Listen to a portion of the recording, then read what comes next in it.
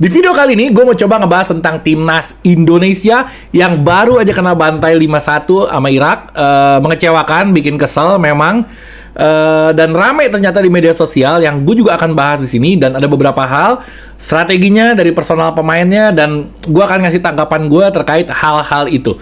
Tapi sebelumnya yang pasti gue mau ngingetin kalian untuk sholat dulu.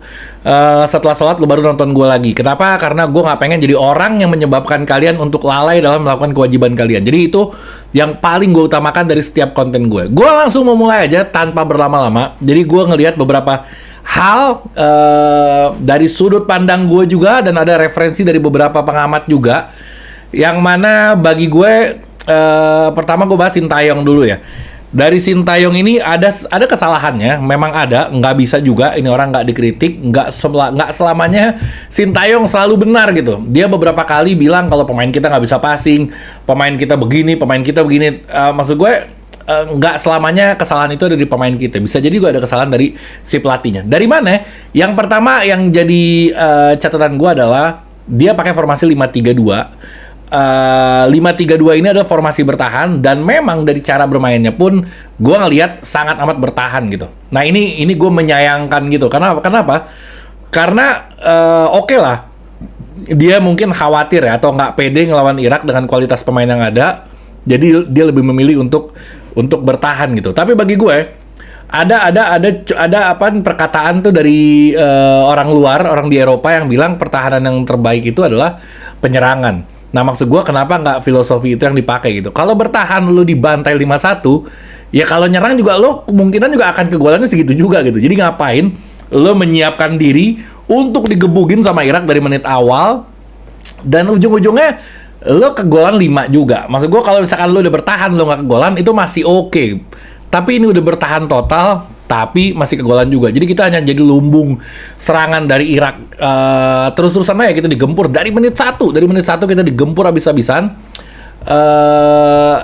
Yang itu bikin gue agak sedikit kecewa. Harusnya kita berani aja. Kita berani bermain terbuka, kita bermain lepas aja kayak lawan biasanya. Ya kalaupun kegolan, kita bertahan juga kegolan juga. Itu poinnya maksud gue. Jadi itu yang pertama yang bikin gue agak sedikit kecewa sama Sintayong, oke? Yang berikutnya juga ada beberapa pemain yang biasanya performanya bagus, tiba-tiba performanya ngedrop banget. Jadi lo jangan pikirin ini menang atau kalahnya ya. Kalau kalah juga Argentina kalah juga gitu. Maksud gue setiap tim itu pasti ada menang, pasti ada kalahnya. Enggak, tim terbaik dunia lo bayangin, Argentina juara dunia juga bisa kalah gitu. Jadi gue mau bahas bukan dari sisi itunya, gue mau bahas dari sisi lainnya gitu. Sekarang pemain-pemain yang gue bilang di underperform itu kayak Asnawi mainnya jelek banget kemarin. Bukan berarti ini pemain jelek, tapi ini pemain lagi jelek aja. Ngerti gak lo? Terus kayak siapa lagi? Ada beberapa Mark Locke juga biasanya bagus-bagus aja, santai-santai aja. Kemarin mainnya hancur juga. Terus gue catat ada banyak banget. Kayak Dendi juga, Sadil Mapren itu juga mainnya kemarin hancur juga. Ada Adam Alis juga. Ada Malis ya, gue baru ngeliat lagi dah dia main di timnas. Tapi kayak model kayak Sadil, kayak Mark Locke, kayak Asnawi ini yang biasanya oke-oke aja permainannya, tiba-tiba dia underperform banget gitu. Gue nggak tahu, ada orang bilang mungkin timnas kita kena mental. Harusnya kalau lo udah di level timnas, itu mental itu udah bukan perkara obrolan lagi. Lo udah di timnas itu, lo udah nggak bicara mental lagi. Harusnya lo udah siap. Lo terbaik di antara yang terbaik di Republik ini. Masa masih ada permasalahan di teror sama supporter? Kan kayaknya enggak lo, kecuali lo pemain yang U17, U20 tuh ada terornya di supporter.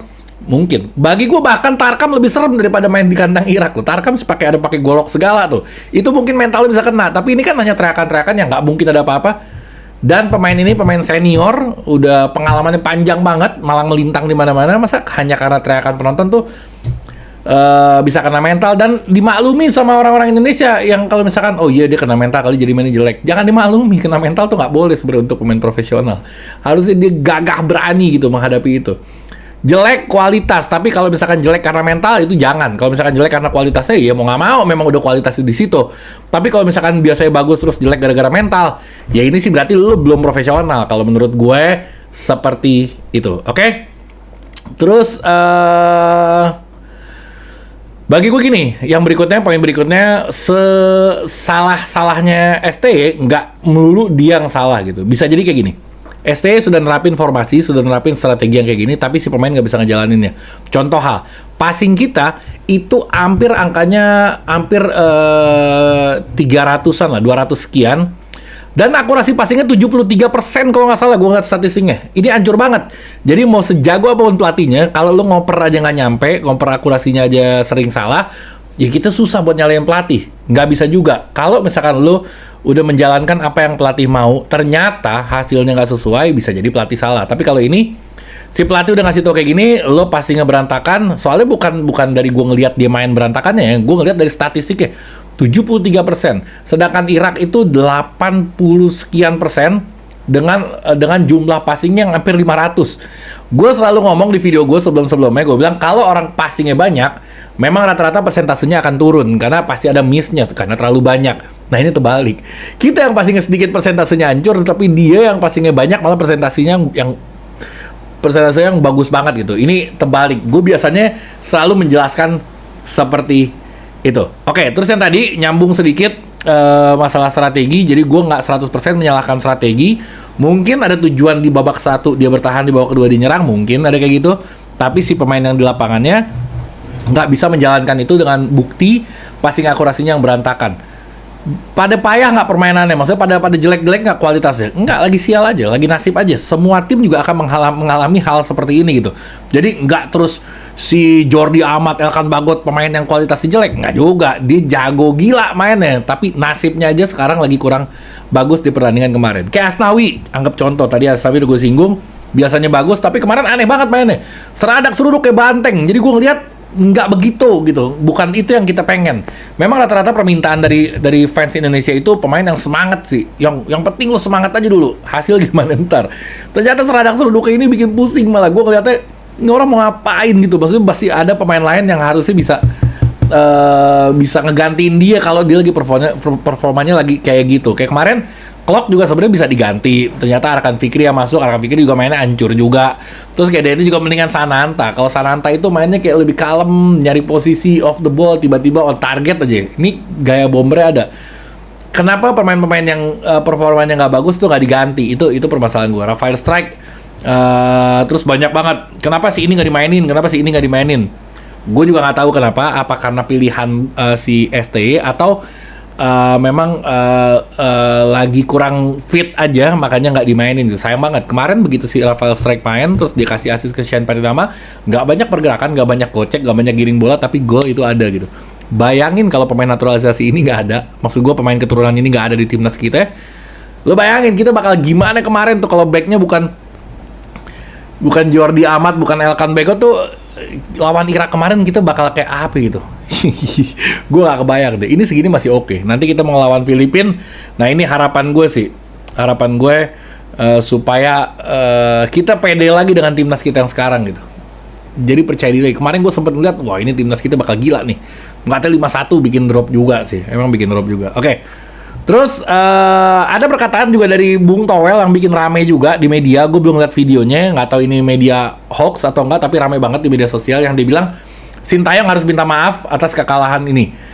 Gue nggak ngelihat sekosong itu. Kalau gue melihat sesuatunya atas dasar apa dia ngomong kayak gitu. Gue mewajarkan di sini. Kenapa? Karena mungkin dia berpikiran kayak gini. Kita nih sudah terbangun motivasi kita untuk percaya dengan timnas yang kualitasnya sekarang udah bagus. Ada kata-kata STY yang kayak gini. Dia bilang Irak itu dia hanya bagus di sisi peringkat level aja, di peringkat FIFA-nya aja. Tapi kalau di lapangan, maksudnya kan bisa jadi kita menang gitu. Nah ini kan menambahkan apa namanya, rasa optimis kita kan. Tiba-tiba pas main, jebret 5-1 kalah. Dan kita nggak bisa ngapa-ngapain. Kita hampir nggak ada shoot on target. Kita benar-benar kewalahan, benar-benar babak belur kemarin lawan Irak. Nah ini mungkin yang menjadi kekecewaan Bung Towel ini, yang sampai dia bilang, ya lo harus minta maaf. Mungkin salah satunya atas ucapan yang itu, atau beberapa hal lainnya yang selama ini dia kritisi. Gue gue agak sependapat, maksud gue, karena mungkin dia punya penilaian dari sudut pandang yang berbeda. Oke, yang berikutnya, gue agak sedikit gini ya, gue agak sedikit miris ngelihat si apa namanya, gue gimana yang ngomongnya ya, agak sedikit miris ngelihat pemain timnas kita yang yang atas kekalahan kemarin itu sepertinya mentalnya kena gitu. Karena gue ngeliat beberapa foto, dia mukanya kayak lagi muram, terus kayak lagi sedih gitu. Harusnya lo sebagai pemain profesional, ketika ada kritikan yang sebegitu tajamnya, lo buktikan aja. Buktikan kalau lo nggak pantas dapat kritikan itu dengan permainan lo yang bagus gitu tentunya. Nah, dan juga jangan disalahin orang yang kritik. Itu wajar. Lo pemain, lo harus siap menerima dua hal. Yang pertama pujian, yang kedua adalah kritisi atau dalam kurung cacian. Itu lumrah. Jangankan di Indonesia, di seluruh dunia juga sama. Semua akan seperti itu, sama aja. Mau di Indonesia, mau di luar negeri, itu semua berlaku. Oke? Dan buat netizen yang lain juga, jangan larang juga teman-teman lo untuk mengkritisi. Toh juga nanti kalau menang dipuji juga sama dia. Dan dia punya hak untuk berbicara apa yang ingin dibicarakan selama koridornya masih aman ya, nggak yang mencaci maki, mencela rasis dan segala macam, apalagi menyangkut sama keluarganya. Tapi kalau cuman ke permainannya, ke gaya mainnya dan segala macam, ya itu masih dalam taraf yang oke-oke aja, jangan dilarang. Jadi kita harus membiasakan dengan pujian dan kritikan. Kalau dipuji mau, ya dikritik juga harusnya mau. Jadi jangan kaget, emang baru nonton bola kemarin. Dari zaman dulu juga bola ya kayak gini. Nggak di Indonesia, nggak di luar negeri, sama aja. Selama kritikannya itu masih dalam batas yang wajar-wajar aja. Oke, sekian dari gue. Assalamualaikum warahmatullahi wabarakatuh.